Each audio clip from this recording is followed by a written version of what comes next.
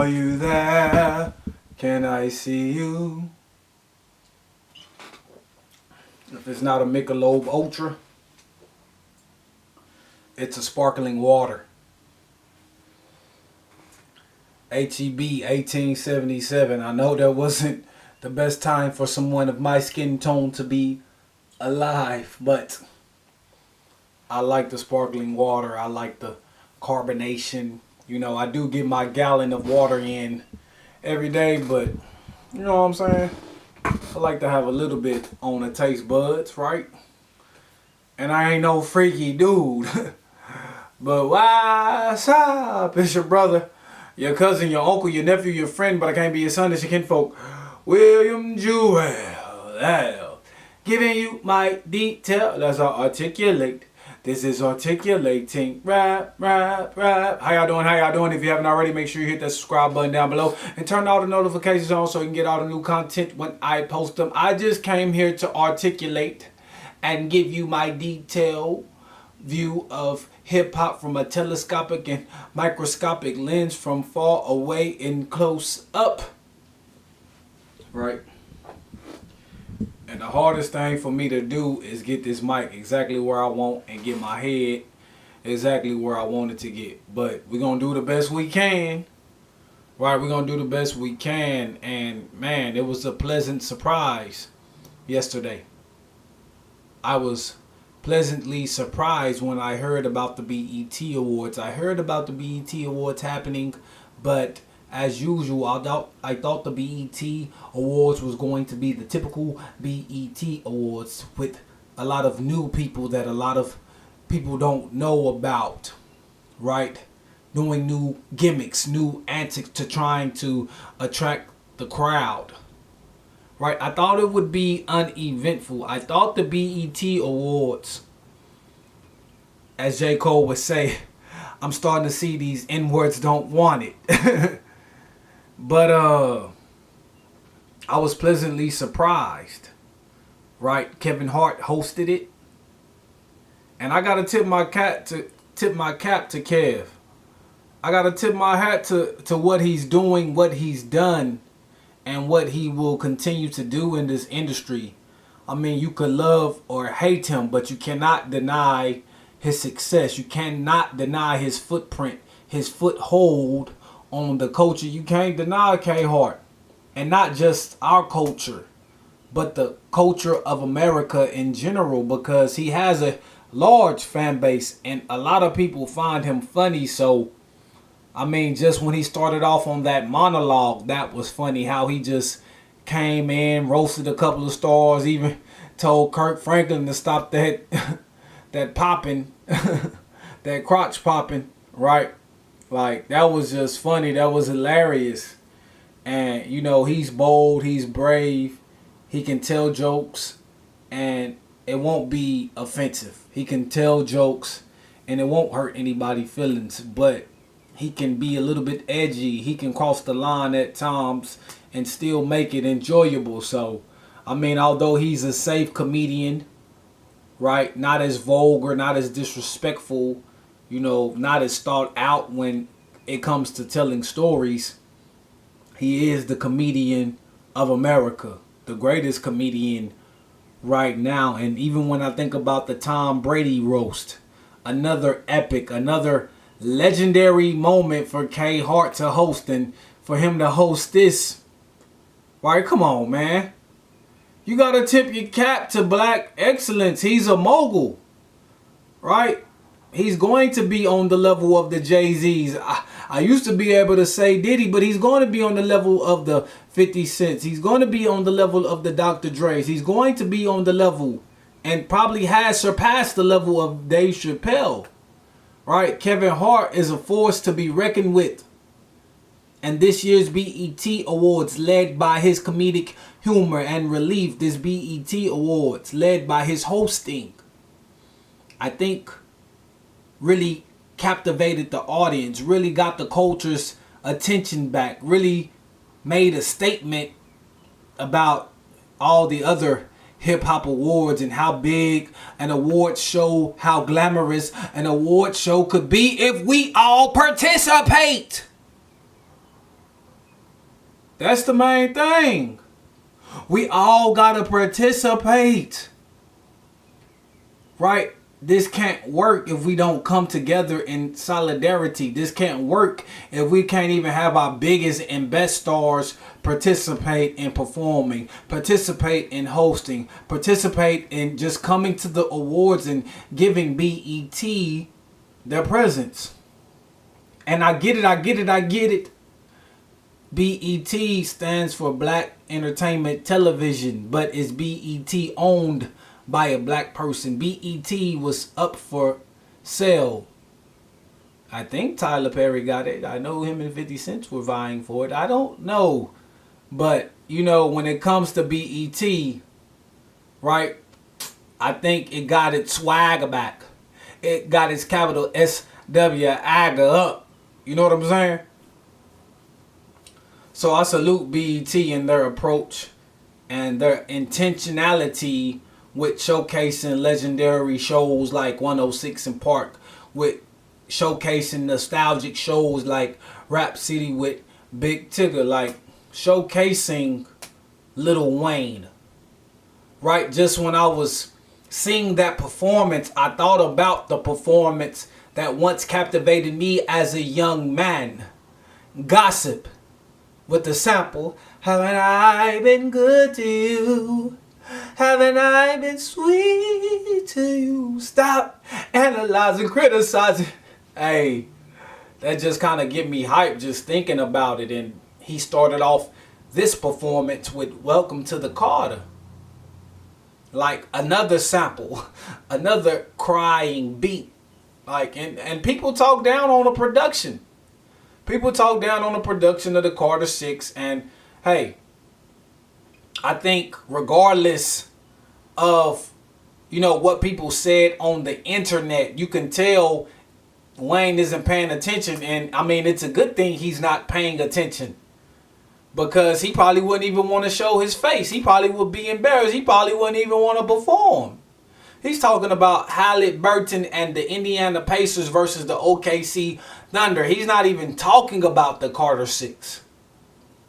Right? He's getting on sold out stages at MSG performing some of his greatest hits. Right? And I think people wanted to slam the Carter 6. I think people wanted to hate on it. I think that's what was going on with the Carter 6. As I stated before, it's because of his past blunders. Just not being aware of the space that he's in, not being aware of what's going on and the moment that was happening for Kendrick Lamar. Just being entitled. I think he wasn't aware, and people wanted to pound him in the ground like they were jiu-jitsu in the UFC ring, putting him in the arm bar in a chokehold, making him tap out. But Wayne showed us that he wouldn't tap out, right? He showed us he can go round for round, blow for blow. He showed us, even I doubted him, right? Even I doubted his performing. And what he did on SNL, that wasn't enough for me. But what he did when he did Welcome to the Carter, coming in with the choir in the background with the red robes with the YM logo on front, and what he did and gave us the energy when he did a Millie, I think it needs to be noted. And another legend and another guy who was moving like he had a little bit more pep in his step, moving like motion is lotion. Another guy with a bigger forehead than me with dreads, like another guy, Calvin Broadus. Another guy, Snoop Dogg, when he was crip walking, when he was actually using some choreography with his performance. He showed us that he was a legend, and getting the live band and the symphony orchestra, he showed us that he was still capable of being regarded as a legend in this game when it comes to hip-hop, even though he doesn't write his music that much anymore, even though he's not as gangsta as he used to be, even though he's everybody's uncle, so we don't take him seriously at some points in times. But he's a recognizable face. He's someone that uplifted the culture. He's someone that at least gave them a sneak peek what's behind the curtains of the culture, because he's never not been himself. I'm talking about Snoop Dogg, and he deserved the iconic award that he got. Right, when we talk about Jamie Foxx, the tribute Babyface, T-Pain, Teddy Riley using that Roger, on the accordion, not the accordion, but just on the keyboard, right? Dougie Fresh, Jennifer Hudson, and when I heard Jennifer Hudson sing, she took me to church. She took me to the front pew. Yes, Jennifer Hudson took me to the front pew of the church while Reverend Nathaniel McCoy was trying to deliver a sermon, and Sister Dabney was leading the choir as my mom played on the piano. She took me to that moment. Right? To me, that was the highlight of the Jamie Foxx tribute. Right? And I like what Tank did too, but Jennifer just stood out, and I remember people hating on her performance for the NBA All-Star Game this past year. Not 2025, but 2024, I believe. But J Hud, salute. Right, and I'm trying to make it more exciting. I'm really trying to tell a story because this is a long story.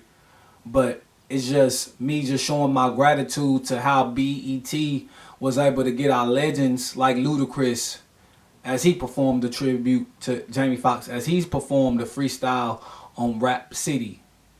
They was able to get our legends. And Kendrick Lamar, a young legend, a legacy act on his own right. SZA with him, right, being showcased, taking and accepting awards, towel on his head with 2 knots on the side. A different style, but it's respectable. SZA in the all red. Lizzo with the ugly wig that you could tell was a blonde wig. I don't know why she decided to wear that. Even though her body has gotten slimmer, her physical choices haven't been the best, but I digress. Right? And Jamie Foxx, like that heartfelt speech that he gave. You can't deny that. Kirk Franklin. Right? You can't deny the Melodies from Heaven, Silver and Gold. You can't deny those classics. Right? Am I at war with myself? Like when you hear gospel music, but you want to cut it to the worldly secular music because, right, that's just what you enjoy a little bit more. Or are you at war with your spirit that you can't even stop and appreciate and consume the gospel? Will Henry, William Jewell, who have you become?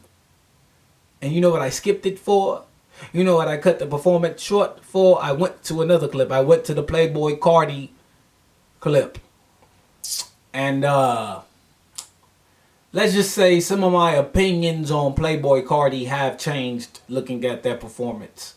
And just overall and in general, when thinking about mumble rap, when thinking about rappers that rap like that, it's hard for people to rap along to the song. Like you could see people in the crowd just standing up.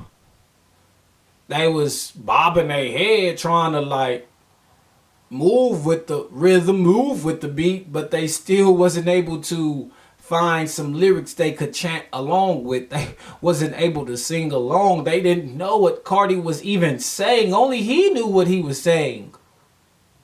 Right? And Jim Jones looked at him with a smile and liked it because of YN was on stage representing for the new generation. Even Kendrick Lamar, when they, panned the camera to him, looked at it with acceptance. But when I looked around the other audience, it was like, what the hell are we listening to? And I just was like, I like the album, but performance-wise, I think it needs a little bit of work. But, Kendrick won some awards. Leon Thomas, he won Best New Artist, Mutt. And you got to look at the Mutt Deluxe. So, it's a lot to talk about, a lot to speak about. But, I mean, shit, on the cool, I can't really just think of any other moments that I want to highlight off my head. But those were main moments that I wanted to highlight, and I just wanted to just revisit that Carter 6 talk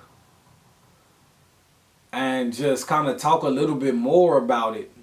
Just just because I feel like Wayne deserves that. I've been listening to the album, and it's a patch like midway towards the end. It's a patch in that album that is hard to listen to. It is hard to listen to. I ain't gonna lie. I was in the gym.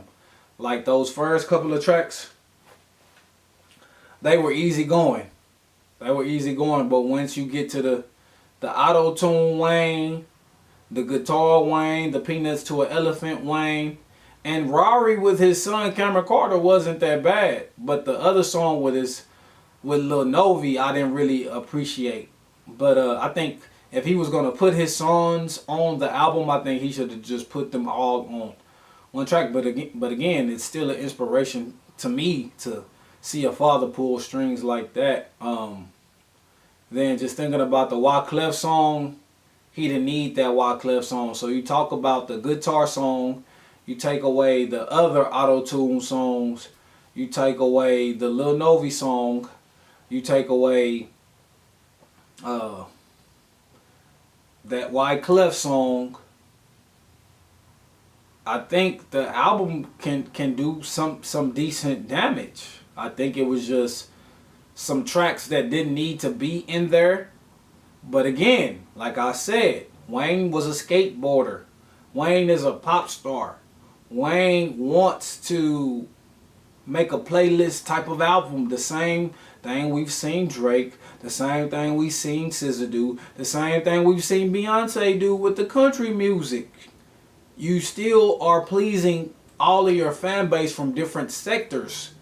And when you don't go all in like a Kendrick Lamar did on To Pimp a Butterfly, like a Kendrick Lamar did on G and X with a certain type of sound you want to stick to, then I honestly feel like you betrayed the sound that you're experimenting with.